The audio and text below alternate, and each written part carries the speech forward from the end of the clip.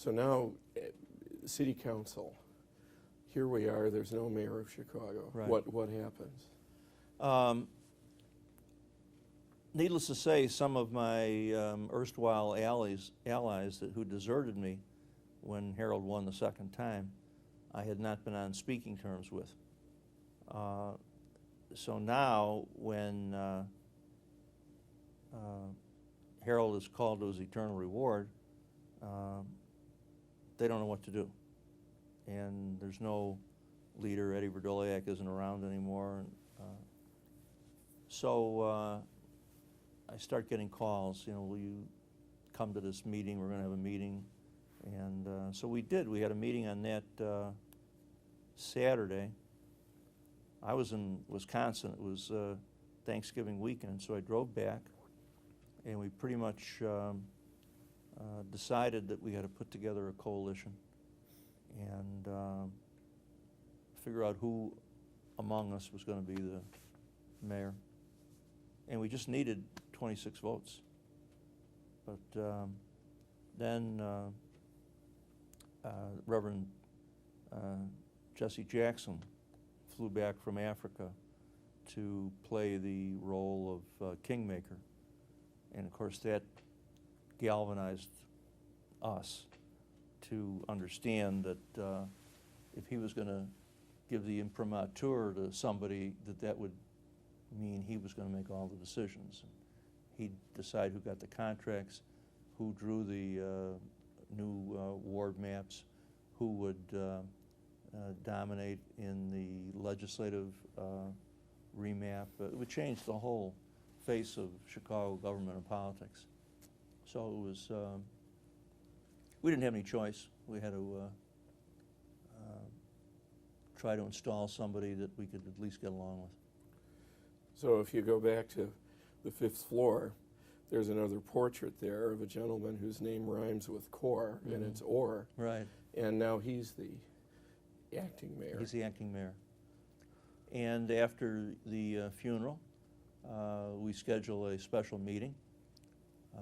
I had in my hand a resolution signed by 29 or 30 members of the city council. And the state law is silent on whether there has to be a meeting. All it says is that the members must elect an acting mayor from the membership of the city council. So it was my view, and there was some legal merit to the argument that you didn't even have to have a meeting. You could have 26 members sign a document saying, I hereby cast my vote for so-and-so, and file it with the city clerk, and that's it. But anyway, we thought that would exacerbate an already very sensitive situation. So we scheduled a special meeting. It convened about 2 o'clock.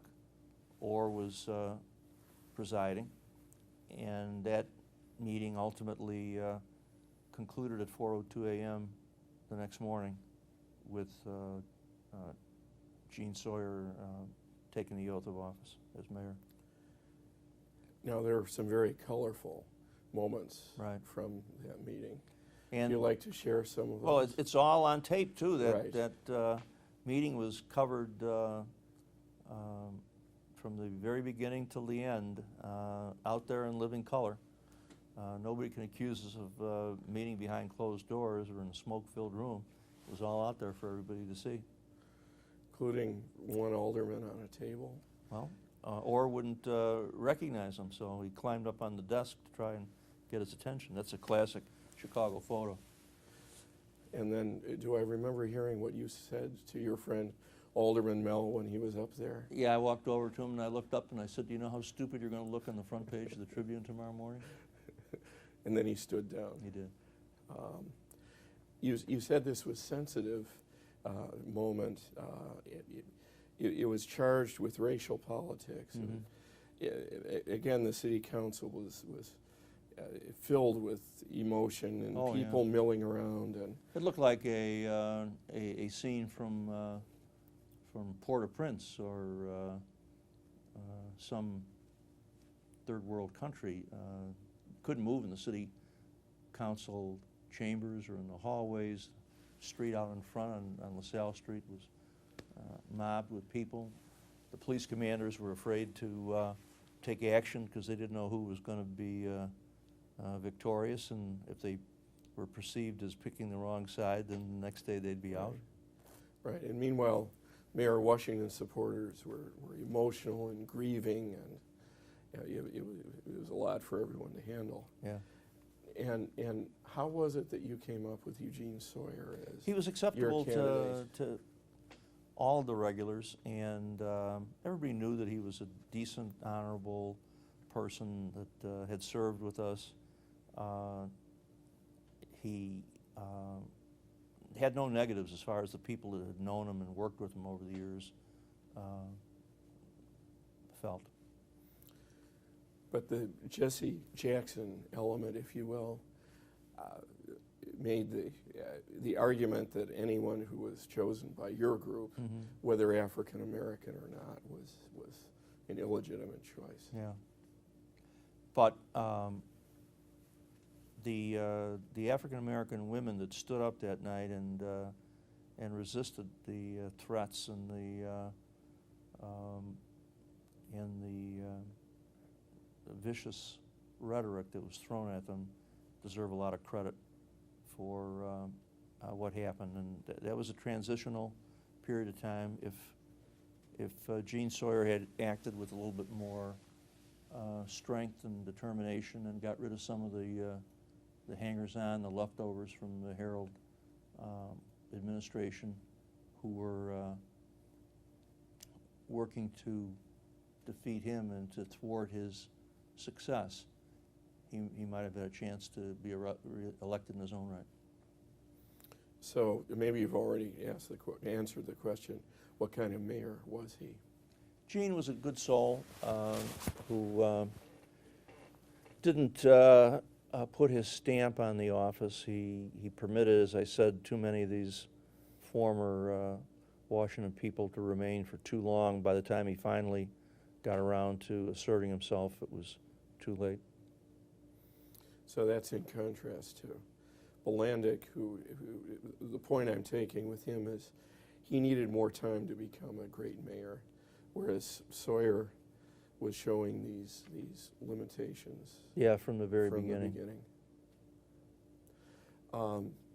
Meanwhile, there were other elections, the state's attorney's election. So now we're looking at races outside the city council where Mm-hmm. there's maybe jockeying going on for who would become the next mayor. Mm-hmm. And you can tell us about that Well, period. now are we talking about the Herald years and elections outside the city council? Oh, I'm talking about the one where Richard M. Daley Oh, yeah. ran for state's attorney, 1980. 1980. And I was the Democratic candidate in the primary, Right. and then I was defeated. And then he went on to win the general against Bernie Carey, who was the incumbent, thereby setting the stage for Rich Daley to establish himself in his own right as a high public office holder. And so he was reelected then in '84 and again in '88. So at the time that he ran in 1989, he was running as the state's attorney. And when he was elected mayor in '89, then he stepped down and Cecil Partee was named as the state's attorney. So you had known Richard M. Daley all the way back to student days. Oh, yeah. And what was your relationship like during that period? We used to drive to school together every day in college. He did 2 years in Providence, then came back and went to DePaul. So we were quite friendly. So in 1980, was there an effort to talk each other out of running against each other? No, if you remember at that point, Jane Byrne had been elected. And initially, Rich Daley had signaled that he was going to run for circuit court clerk. Then he changed his mind and started to run for state's attorney. Jane Byrne did not want him as state's attorney. She went through a whole bunch of candidates that turned her down, didn't want to run for state's attorney. Everybody from Terry McCarthy to I don't know how many other people were suggested. So it came down to me. I wasn't interested in it, but I had no choice. I had about 60 precinct captains out of work, and there's no way getting them back unless I forge a good relationship with Jane, and so the rest is history. So you ran.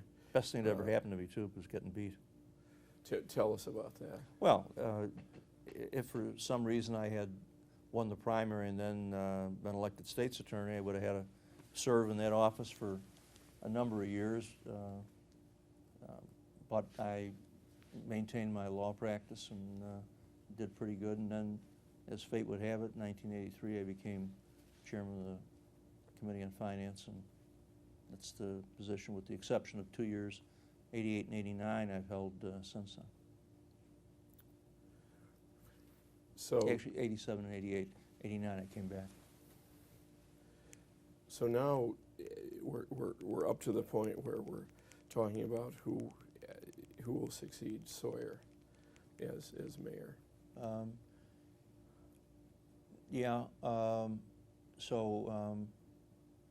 I announced that I'm running. Rich Daley announces that he's running.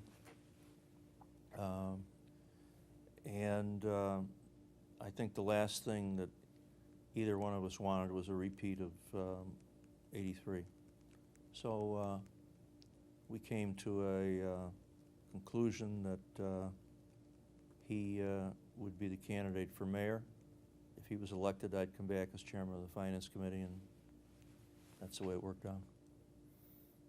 And that's the way it's continued to this day. Correct. Many years later. Well, 20 years. Right. Doesn't seem possible. No. The time just goes like that. This was a personal question I was going to save to the end, but for years you were always portrayed and identified as the youngest person to do such and such. You know, the youngest alderman, second youngest alderman, is that right? Right. What's it like, you know, time passes and all of a sudden you're the longest serving alderman continuously. But I don't feel like it's... You're the dean of the city council. Yeah, but it doesn't feel that way. I remember going to a grammar school reunion a couple of years ago, and we were walking out, and I said to my wife, "Tell me I don't look as bad as all those people." That's why I don't go to reunions, Yeah. because they're saying that about me. Yeah, like the picture of Dorian Gray, huh? Right.